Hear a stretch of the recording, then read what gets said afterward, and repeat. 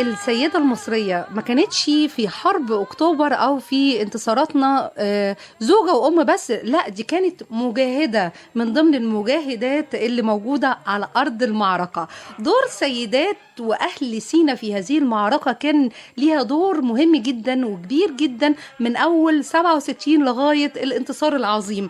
احنا النهاردة معانا شخصية عظيمة جدا، ربنا يديها الصحة وطولة العمر يا رب. معانا الحاجة فرحانة حسين سالم الشهيرة بأم داوود. مين هي الحاجة فرحانة السيناوية المجاهدة السيناوية العظيمة؟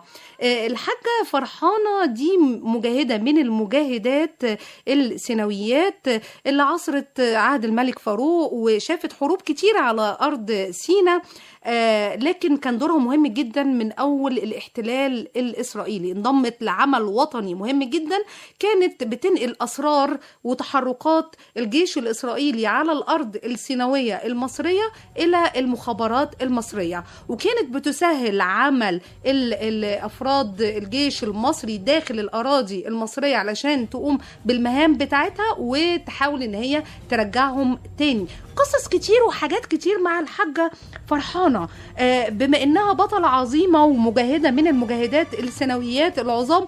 مش هي بس، هي الحقيقة كان لأهل سينا في هذه الفترة دور مهم جدا، لكن السيدات بشكل خاص كانوا بينقلوا معلومات، كانوا بيراقبوا تحركات، كانوا بينقلوا مطبوعات، كانوا بيحاولوا ان هم يساعدوا الافراد المصريين وافراد الجيش المصري والمخابرات المصرية في التنقل ومراقبة اي تحركات على الارض المصرية السيناوية. احنا معانا على التليفون الحاجة فرحانة حسين سالم المجاهدة السيناوية العظيمة. أهلا بحضرتك معانا يا حاجة. تسلم أهلا وسهلا. أهلا، ده شرف عظيم لينا أن أنت تكوني النهاردة معانا على الهوا. الرائعة المجاهدة السيناوية اللي هي كانت واحدة من الأفراد الجيش المصري أثناء الاحتلال الإسرائيلي لسينا. تسلم يا حبيبتي. قولي لي يا حاجة فرحانة، أنت كنت بتعملي إيه في وقت الحرب؟ كنت موجودة فين وكنت بتعملي إيه للجيش المصري؟ أنا في وقت الحرب هجرت، وكتبوا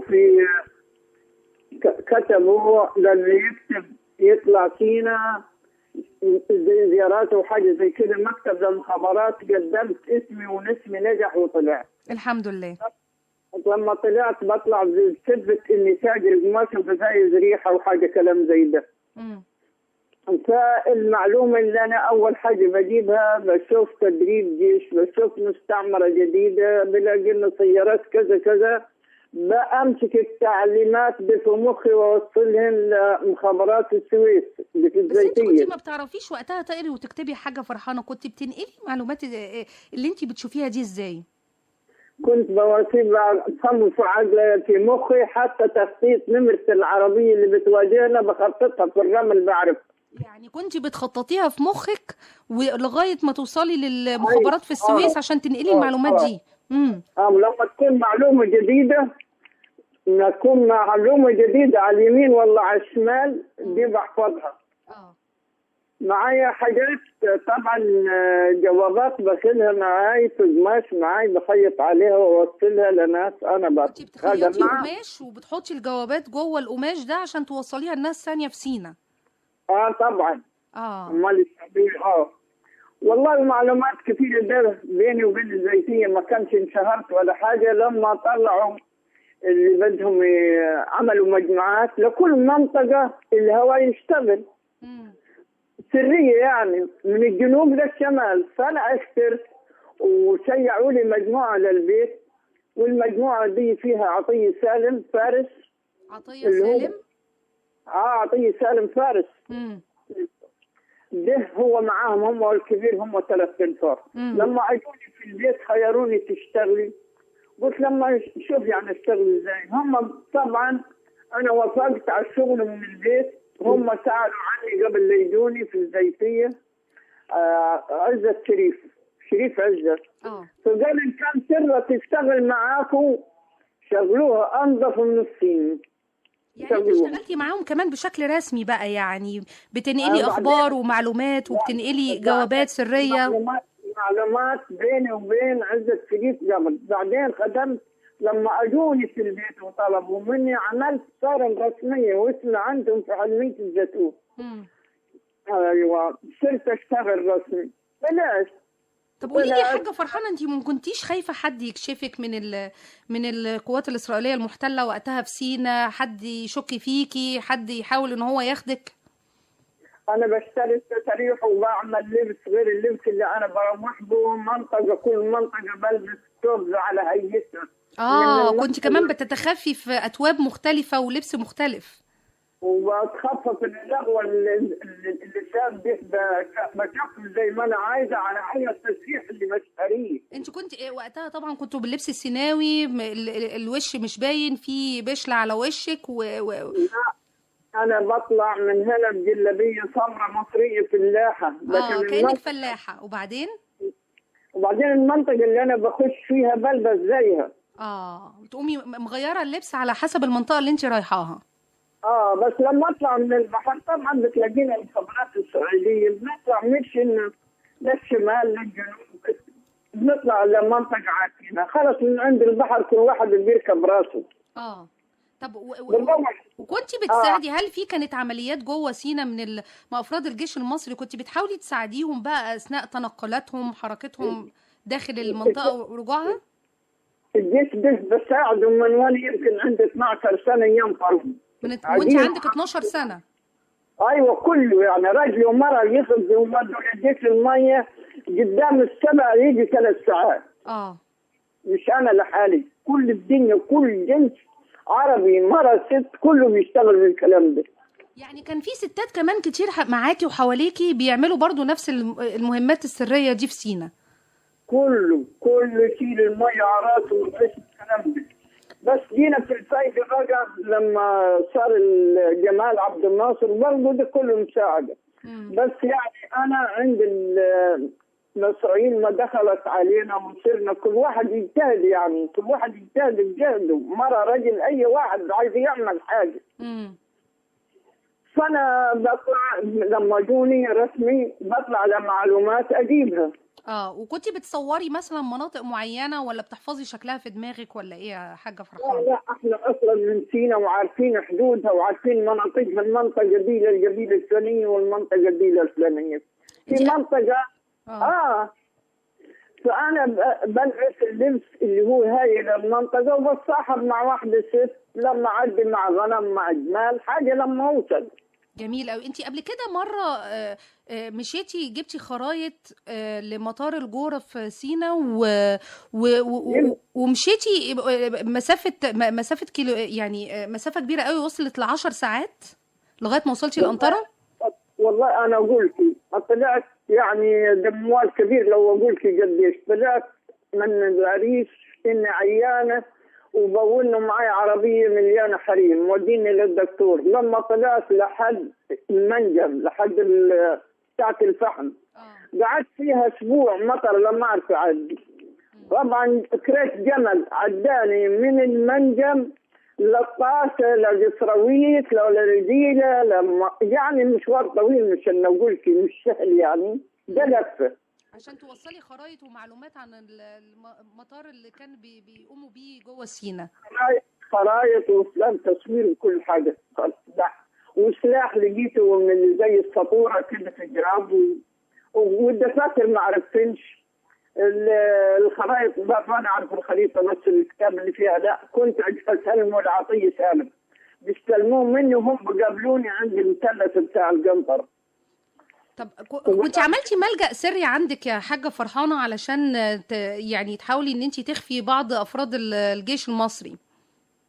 لا الجيش المصري ده عملناه بس بهدوم. بهدوم كنت بتديهم هدوم واكل وبتوريهم المناطق وكده؟ طبعا واوريهم الطريق اللي يلف عليها ما حدش يقابله، ما يمشيش مع شارع ما يمشي حاجه زي كده، ولبس يتخفى فيه برضه، واطعين ميه واطعين اللي اقدر عليه ووصف وفنج.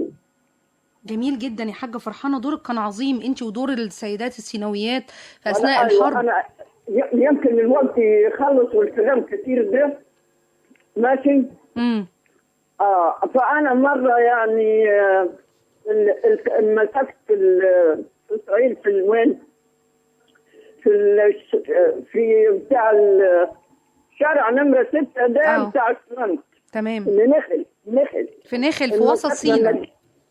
مجامع يعني مجموعة كبيرة انمسكت. لأني أنا قلت للسائق ده اليوم 2 اللانش فيه كمين. ما صدقونيش. ما صدقوكيش. لقينا الكمين، بس أنا الحاجة اللي معاي خبيتها عند الغفر في كرب لإسرائيل خشب، نمشي عليه غفر عرب. جميل. خزنت الحاجة عند الغفرة وطلعت مسكونا في بغداد، جابونا قعدنا في كرب بغداد من الصبح. بغداد دي منطقة تانية في وسط سينا. أيوة. ودونا على العريش طبعا اللي معاي ختموهم يروحوا يجمعوا في غزة. وأنا معيش حاجة. ابني قاعد يقول لي ايه معاي، يقول والله معانا دواب وهم بيسألوني. قال لي الحاجة دي معاي شوية سرار فضة، بقول لي جايبتني اليهودي دول تجرى ولا لبس؟ قلت لا دول تجرى عشان انا ولي ارمله. وقال لي فيها الحاجة. قال بتنزليني من سوق العريش؟ قلت لا بطيني لسباحات الغنم، انا من الجنوب مانيش من العريش. ماشي. ايوه. في الولد بقول انا معاي دواب معاي ابن صغير يمكن عنده 2 3. جرست وقعد يعيط. قام بعيط ليش؟ قلت جعان عايز ياكل. جابوا له سندوتشات ودوه له، وعندما قلت له انت ختمت ولا ما ختمتنيش؟ قال لي بكره بتيجي الساعه 8 تاخذي حاجتك. قلت ماشي. انا مش عارف يا خواجه اطلع من وين، لا عرفت اخش من وين ولا اطلع من وين. هو طبيعي حريم وكثير يعني، بس انا كنت اتردد علشان اوصل غير جوز حجاج. فهو لما انا وصلت في الاخر ما دققت معيش حاجه يعني الجمره. قام قال لي الساعه 8 طلع معي عسكري طلعني برا للشارع. طلعت للشارع وروحت على رجلي للبلد، ومن البلد عاد تصرفت انا بمعرفتي. حاجة فرحانة يعني. أنا عارفة إن أنت عندك قصص طويلة وحكايات كتيرة، بس وقتنا للأسف ضاغط علينا. أنا من هنا بحييكي جدا وبشكرك على يعني إنك بتحكي القصص دي لأجيال جاية كتير، عشان يعرفوا قد إيه المرأة المصرية وخاصة السيناوية قدرت إن هي تحافظ على حدود مصر، وقدرت إن هي تحافظ على الوطن. تديني ممكن دقيقة أكلم ابن حضرتك أستاذ عبد المنعم نختم بيه؟ ممكن؟ اتفضلي. أي والله نفسي. أستاذ عبد المنعم، أم حضرتك المجاهدة السيناوية العظيمة، إحنا اتبقى معانا دقيقتين، تقدر تقول إيه عن والدة حضرتك المجاهدة السيناوية العظيمة الحاجة فرحانة حسين سالم؟ والله الحاجة يعني أم مجاهدة وعملت دور كبير جدا. أنا مش بحييها لوحديها، ده أنا بحيي نساء المجاهدات في شمال سيناء بأكملها، لأن هي مش لوحديها، كان يعني أغلب يعني ما هي بتقول لنا معاها سيدات ونساء كتير. رجال وكتير يعني. بدي أذكر بعض المواقف اللي هي تعرضت فيها، وهي يعني زالت جدا عليها إن هي اتمسكت من قبل القوات اليهودية، وعملوا معها تحقيق جدا كبير يعني، على أساس إنه يستفيدوا منها بقدر معلومات ما بيقدروش يطلعوا منها أي حاجة. بس قالوا لها طيب احنا عايزين منك طلب واحد، تجيب لنا عطية سالم. وكان عطية سالم هو كان ماسك المجموعة بأكملها موجودة، فكانوا عايزينه. فهي طبعا قدرت بذكاء شديد إن هي تسيرهم في هذا الموضوع، وقدرت تفلت منهم وما ادتهمش اي معلومه خالص. ما شاء الله. وفعلا يعني شيء من الوطنيه والفخر والاعتزاز. احنا يعني حقيقه سعداء جدا بهذه السيده العظيمه اللي هي فخر لكل سيده مصريه. الوطنيه يعني بتربيها في اجيال كتير من خلال عملها وفتره الحرب، وربنا يديها الصحه وطولة العمر يا رب، ويبارك لنا فيها يا رب طول العمر. شكرا لحضرتك استاذ عبد المنعم، وبشكر الحاجة فرحانة وكل السيدات السيناويات المجاهدات العظام اللي عملوا دور مهم جدا في حرب أكتوبر. شكرا لحضرتك.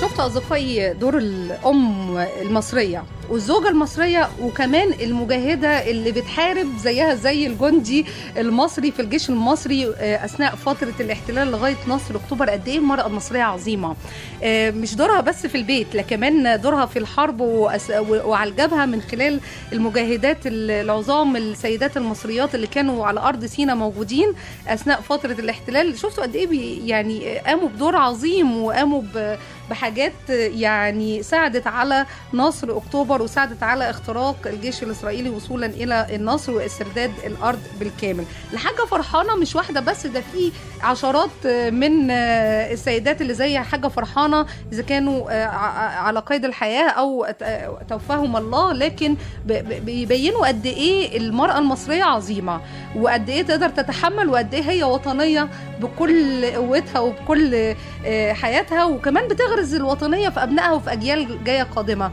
حقيقة احنا النهاردة سعداء جدا ان احنا كنا مع هذه النماذج المشرفة من المرأة المصرية، ونتمنى يا رب ندي النماذج دي لأجيالنا اللي جاية كلها ولأطفالنا ونربيهم ونغرز فيهم حب الوطن والوطنية. تحية لجيشنا العظيم، تحية لكل فرد ساعد على النهوض ببلده من أول استرداد الأرض لغاية هذه اللحظة. كنت معاكم طوال هذه الفترة من الساعة 7 لغاية الساعة 8، وعلى هندسة الهواء كان معايا زميلي مهندس الصوت محمد إبراهيم. كل سنة وانتم طيبين وكل مصر بخير وبعزة وفخر. لازم نحتفل ونكون دايما متذكرين انتصاراتنا في أكتوبر ونحقق إنجازات أخرى في التنمية خلال الفترة القادمة. أشوفكم الأسبوع الجاي وحلقة جديدة من هي وهي. هي وهي هي وهي هي وهي وهي وهي ده هي وهي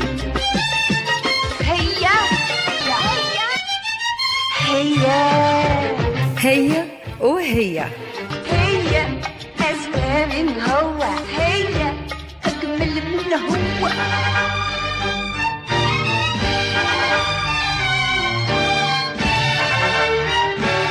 فترة إذاعية على الهواء لهي وهي.